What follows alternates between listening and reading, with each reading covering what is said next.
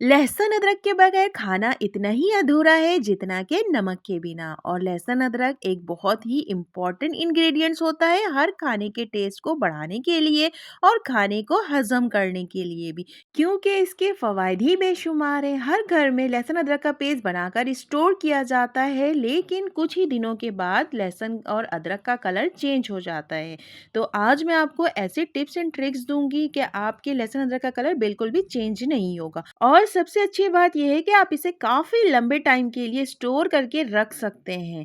तो बिस्मिल्लाहिर्रहमानिर्रहीम, अस्सलाम वालेकुम एवरीवन। उम्मीद है कि आप सब खैरियत से होंगे। अल्लाह ताला बरकत दे आपके खानों में और आपके दस्तरखान को हमेशा हरा भरा रखे। जी जनाब, तो वक्त जाया किए बगैर स्टार्ट करते हैं।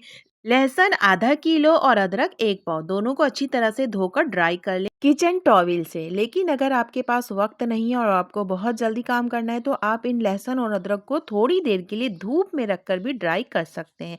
बस हमें इनमें से पानी को रिमूव करवाना है और पानी का एक कतरा भी नहीं होना चाहिए। इसी तरह अदरक को भी धूप में रखकर ड्राई कर लें, लेकिन ज़्यादा देर के लिए नहीं। धूप की सख्ती अगर आधे घंटे में ही हो जाता है तो अच्छी बात है।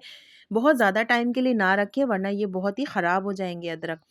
अब हमें जिस जार में पीसना है उसको भी धोकर अच्छी तरह से ड्राई कर लें। इस जार के अंदर भी पानी का एक कतरा भी नहीं होना चाहिए।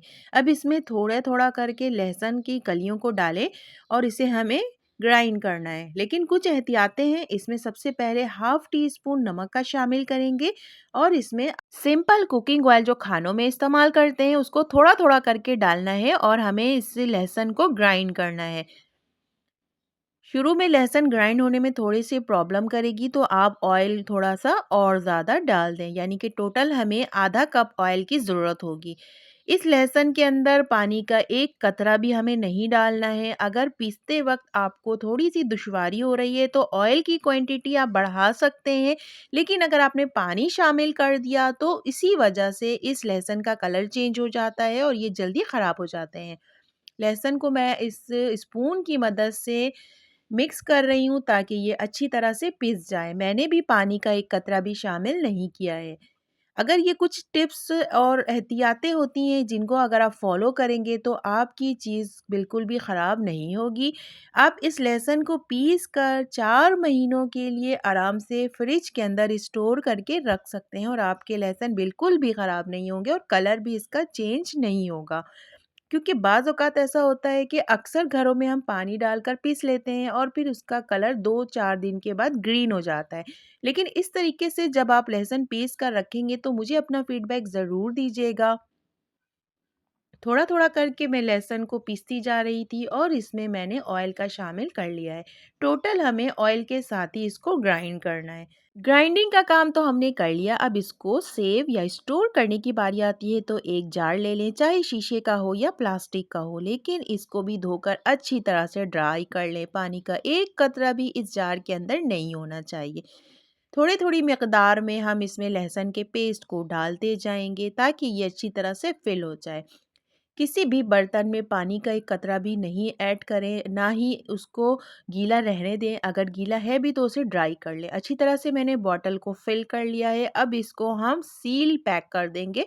कोई भी शॉपर आपके पास मौजूद है उसको छोटा सा कट करके इसके जार के मुंह के पास रखें और अच्छी तरह से ढक्कन को बंद करके सील कर दें। इस तरीके से लहसुन को सील करके आप 4 से 5 महीनों के लिए आराम से स्टोर कर सकते हैं, लेकिन आपको इसको फ्रिज के अंदर ही रखना होगा, फ्रीज़र में बिल्कुल भी ना रखें। लहसुन का पेस्ट रेडी हो चुका है और अब हम बनाएंगे अदरक का पेस्ट। तो ग्राइंडर जार को धोने की ज़रूरत नहीं है। इसी जार के अंदर अदरक के छोटे-छोटे टुकड़े काट कर डाल दें। इकट्ठे सारे अदरक को ना शामिल करें क्योंकि मशीन भी नहीं चलेगी और हमें ऑयल के साथ इसे पीसना है तो फिर थोड़ा-सा टाइम लगता है। तो थोड़ी-थोड़ी क्वांटिटी में डालें और तेल को भी शामिल कर दें और नमक भी इसमें शामिल कर दें, हाफ टी स्पून का। नमक मैंने बाद में ऐड कर दिया था। अब अच्छी तरह से अदरक को पीस लें। ये देखिए, इसकी शक्ल भी दिखाती हूँ। अदरक को पीसने में ज़्यादा टाइम नहीं लगेगा, फ़ौरन से अदरक पीस जाएँगे और इसमें ऑयल भी बहुत ही कम इस्तेमाल होगा। अदरक और जो रह गए थे उसको भी मैंने शामिल कर दिया है और इसमें ऑयल का भी ऐड कर दिया। ये देखिए कितनी जल्दी से अदरक पिस गया है। लहसुन के मुकाबले में अदरक फ़ौरन से पिस जाता है और इसमें ऑयल भी कम लगता है। यही एहतियात इसमें भी करेंगे कि जार को अच्छी तरह से धोकर ड्राई कर लें और फिर उसके बाद इसमें सारा पेस्ट शामिल करेंगे। जो हमने अदरक का पेस्ट बनाकर रखा था 250 ग्राम अदरक है, इसमें हाफ टी स्पून नमक है और ऑयल आप अपनी मर्ज़ी से देख लें किस तरह से पिसते हुए आपको यूज़ करना होगा। आप चाहें तो अदरक और लहसुन का पेस्ट इकट्ठे भी बना सकते हैं। क्वांटिटी मैंने आपको बता दी है, जितने आप लहसुन लेंगे उसका हाफ आपको अदरक का ऐड करना होगा। लेकिन अगर आप अलग-अलग अदरक और लहसुन का पेस्ट रखना चाहते हैं तो आप इसको जितनी मर्ज़ी चाहे पीस लें, इसमें कोई हार्ड एंड फास्ट रूल नहीं है। अदरक को भी अच्छी तरह से फिल कर दिया है, इसको भी शॉपर से सील कर दें और कवर करके इसको भी फ्रिज के अंदर स्टोर कर लें। जितनी ज़्यादा क्वांटिटी में बनाना चाहें बना लें, लेकिन इसको फ्रीज़र में नहीं रखना है, फ्रिज के अंदर रखना है। रमज़ान भी करीब है, रमज़ान आने वाले हैं। रमज़ान से पहले रमज़ान की प्रिपरेशन कर लें तो वक़्त बहुत मिल जाता है इबादत करने में भी और फिर आपको टेंशन भी नहीं रहती है कि मुझे ये काम भी करने हैं और वो काम भी निपटाने हैं। आज तक के लिए इतना ही, मिलेंगे किसी नए दिन, किसी नई वीडियो के साथ। जब तक के लिए अपना बहुत ज़्यादा ख़्याल रखिएगा। अल्लाह हाफ़िज़।